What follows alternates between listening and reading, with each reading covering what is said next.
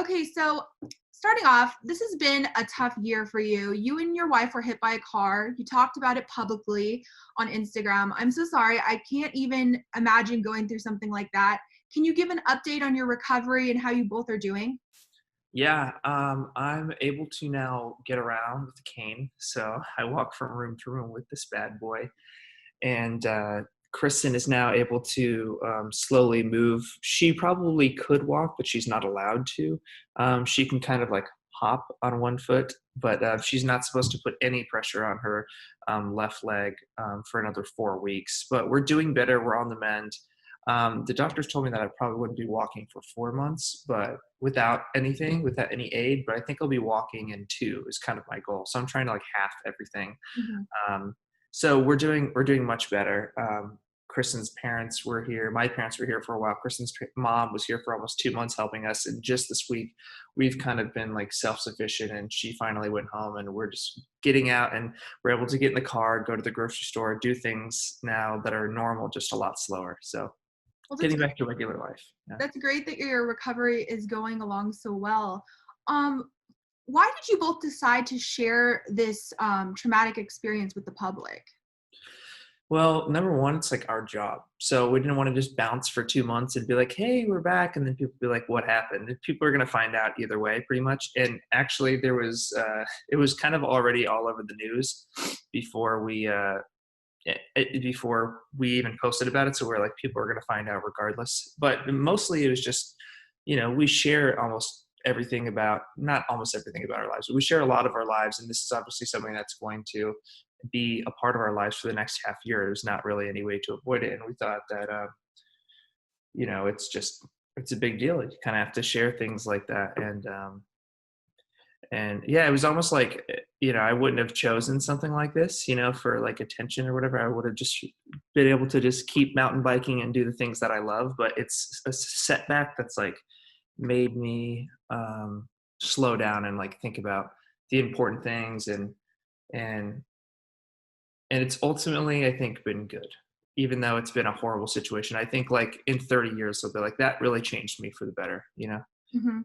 And then what has your recovery process been like? I imagine there's probably a lot of like physical therapy and things like that going Yeah, on. we have physical therapy 3 days a week. For Kristen, it's been really incremental recovery.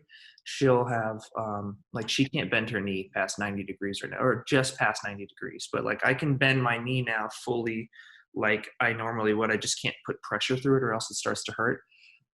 But she's doing that 3 days a week. I'm doing it 3 days a week, and I'll have certain breakthroughs where I'll be like, "Whoa, I can put pressure through it a little bit." And so it's been helping to do that physical therapy. And then we try to get in the pool a couple times a week and try to do like water therapy and start putting weight through and simulate what real walking is like. And it's kind of funny how you forget how to walk. Like you actually do. Like I now am, my leg has atrophied so much because of not using it and having to just kind of sit there. And now I forgot how to use all those stabilizer muscles, and I'm and my balance is very, very bad. You get tired very easily, but you have to slowly build all of that back up. So And something that you've been really public about is your faith. How has your faith helped you throughout this process? man, if I didn't have faith, I would just be so depressed. It's like, I think it allows you to kind of look at a situation and realize it's how temporary it is in its fullness, and not be such in that tunnel vision of, oh my gosh, am I going to lose mobility? Am I never going to be able to walk the same? Am I going to am I going to be able to play sports? And all the temporary things of setbacks of life. And then I think um, when you have when you look through when you look through life with the lens of like faith in Christ, it allows you to say, um, all of these things are temporary, and all of these things were gifts from the very beginning. So you almost, you don't really have, I guess it allows you to not have the sense of everything is taken for granted as much, especially when something's taken away from you, and then you fully realize the gifts that you have been given.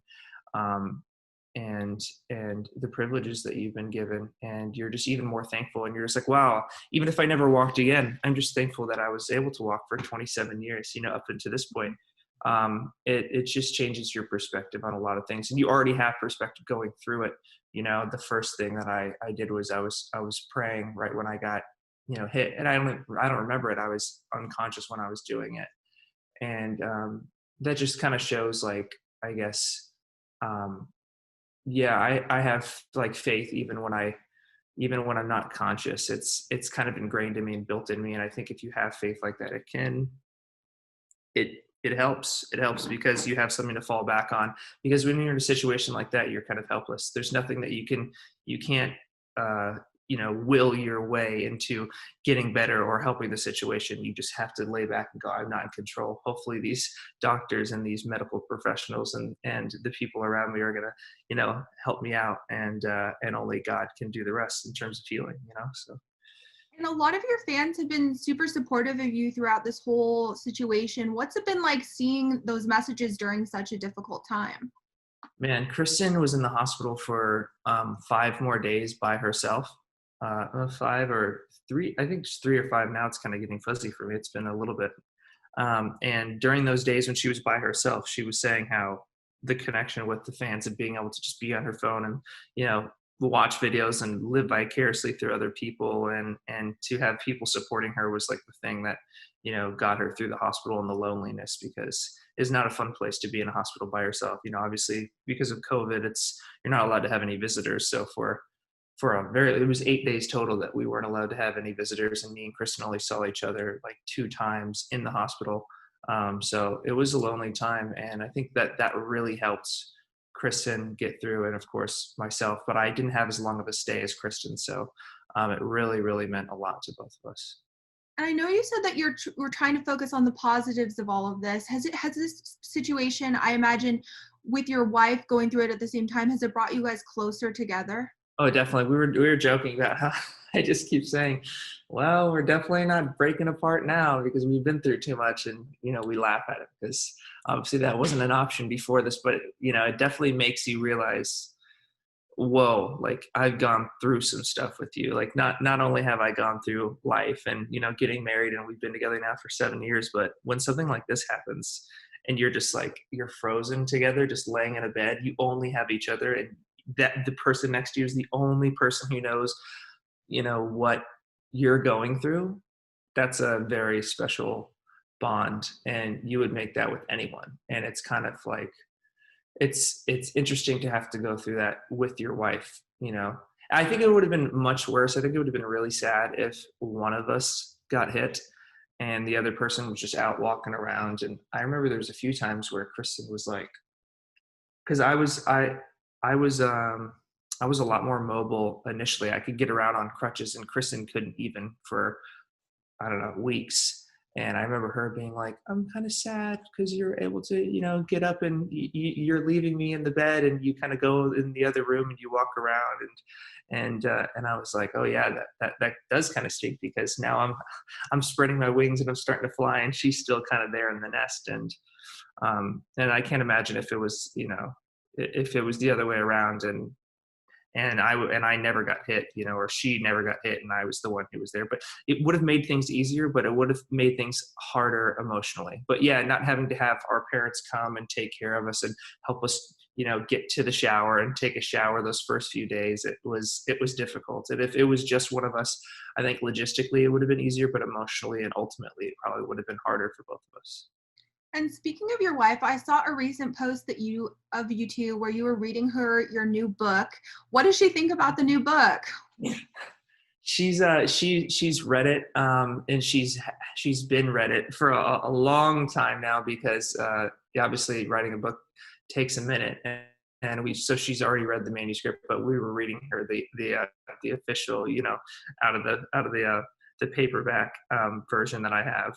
And it might have been the hard copy, but anyways, yeah, I was reading it, and she was already tired, but I was like, hold on, let's read my new book together, because I had just got a shipment of like a bunch of books, to sign and do different things. And it was funny. It was just a little moment. She does that quite often, where I'll be talking to her in the bed, and then all of a sudden she's just completely completely tired. Kristen's just someone who gets very, she gets very, she has no idea like what she does when she's sleeping, and she sleep talks a lot. Sorry, it's my phone. And so I just had to capture it. I was pretty embarrassed that she fell asleep during my book, but she had already read it, so I didn't feel very bad. I can highly relate to that. I'm a sleepwalker, so Oh, really? I do all sorts of crazy stuff when I'm asleep, and I wake up and I'm like, what happened? So I can relate to that. The Speaking of your book, the title of it's very interesting. You Can't Do It. Can you tell us a little bit about how you came up with that title? Yeah, I came up with the title before I started writing the book. And that was, like, I didn't say, well, I'm going to, I want to write a book about my experiences. And this is like, I was like, okay, if I'm going to write a book, it's going to be called You Can't Do It. Like, I came up with that title before I really knew what it was going to be about. It kind of came simultaneously.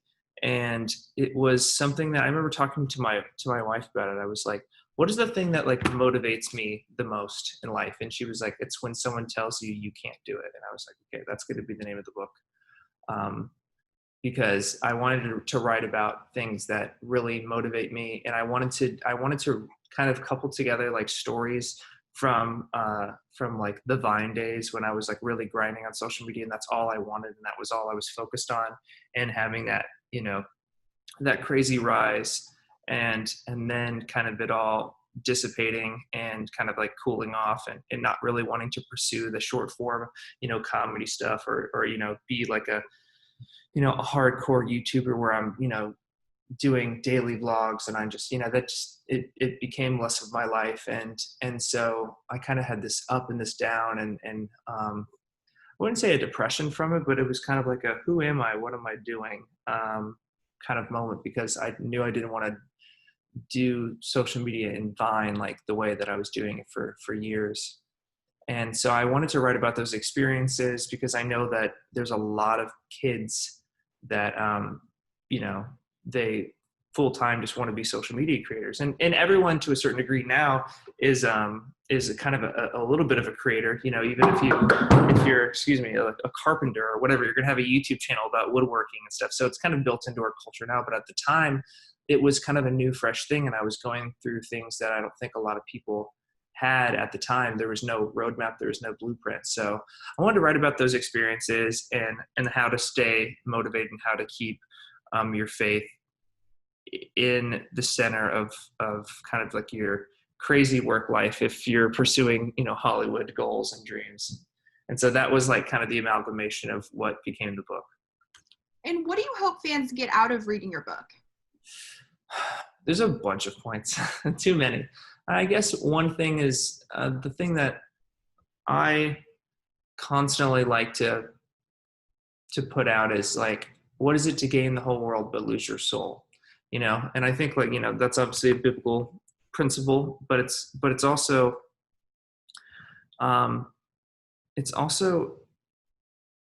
it's not just the literal sense of being like, well, I got everything I wanted, and I pursued money and fame and all of this, and then I lost my faith and I don't believe in God now. I think, yes, there's that, very much so. But I think that there's also this takeaway of like, you can also figuratively, one can literally lose their soul depending on, if you have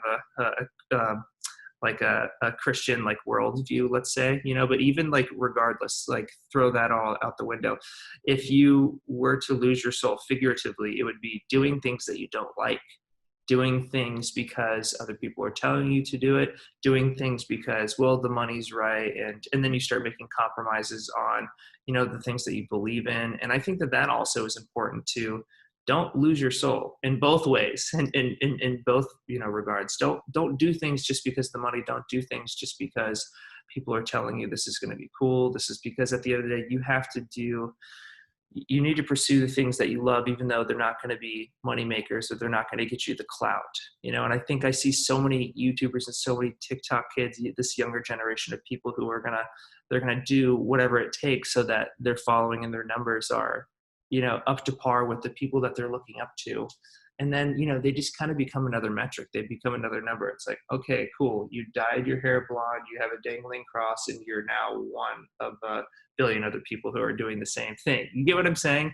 And there's like, I think people don't pursue originality, and they don't pursue their own originality, and they don't pursue their own, path that they have that's unique to them, because they see what, other people are doing. And I think that people do this because they are told that you can't do it this way and you have to do it this other way. And I think that's like, for me, writing this book was about being like, there's always this narrow path that you can take in all facets of life, that you can still be just as successful, and it's more fulfilling, to do it that way. So yeah, I think that's a really refreshing take on the kind of culture that is surrounding social media, I feel like. And kind of speaking of social media, I know that you got your start on Vine, you also post on YouTube, but was writing a book something that you always wanted to pursue, or was this something that just kind of naturally progressed? It was something that naturally progressed. I actually didn't ever think that I would write a book. It wasn't something that I was actually looking to do even a year before. But what changed my perspective on all of this was when I wrote the musical. So I started writing music for this musical 3 years ago.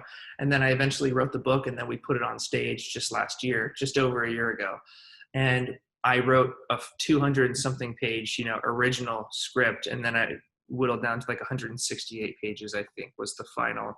And with that was 20 songs and all the stage direction. Like, making a musical is like writing 10 books. So when Zondervan, publisher, approached me and was like, hey, would you be interested in writing a book about, anything, like your experience, whatever.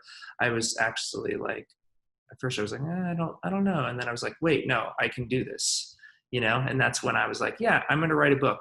Because I always like trying and doing new things, even if it's not going to be the biggest, best, flashiest, whatever it is. I want to try and pursue new things. And I thought that writing a book was this medium it's been around forever, and it's going to stay forever. It's not like Vine, where it's here today, gone tomorrow. TikTok, who knows?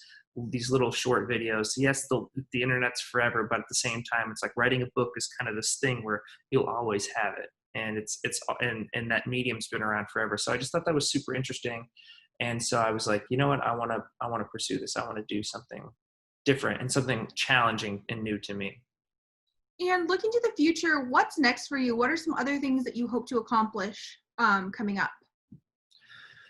Oh man, honestly, my brother and dad were just asking me this. They were like, what's going on? Like, what are we going to do with the musical? What are we going to do with, all the different, ideas that you have? Because I'm always constantly, every day is a new idea. Like, I was just talking to my wife the other day. I was like, wouldn't this be a fun reality show? We should try to produce this or something like that. And I'm always spinning different, webs and coming up with different things. But for the first time in my life, I'm just like, I want to be better. I want to walk. I'm literally taking the mindset of one step at a time now. I'm usually like, I got this big idea, full steam ahead, and I just jump into things. And that's kind of always been my thing. It's how I like to do my stuff. It's most exhilarating, but I really am just like one step at a time. And I want to just be walking and just focused on my physical health and getting better. And I think it's actually been refreshing to kind of, take a back seat from, social media and just focus on me and Kristin and our dogs, and just like getting better and trying to be like a regular human again. I think it's very difficult in this time in general, with it's already hard enough, like not being able to walk, but then you have like COVID, you can't go anywhere, and everything is kind of weird and different. And it's a crazy time. Everyone knows 2020 has just been an insane year. And so I think just battling this year with everyone, I think everyone's kind of in the same boat, just I want life to get back to normal, and I want to weather the storm. And that's kind of where I'm at right now in terms of, entertainment and all of that. It's most things are paused regardless. So maybe I'll start writing some more. But yeah, I think right now I'm just focusing on physical health and probably just getting back on social media and start getting to be normal again.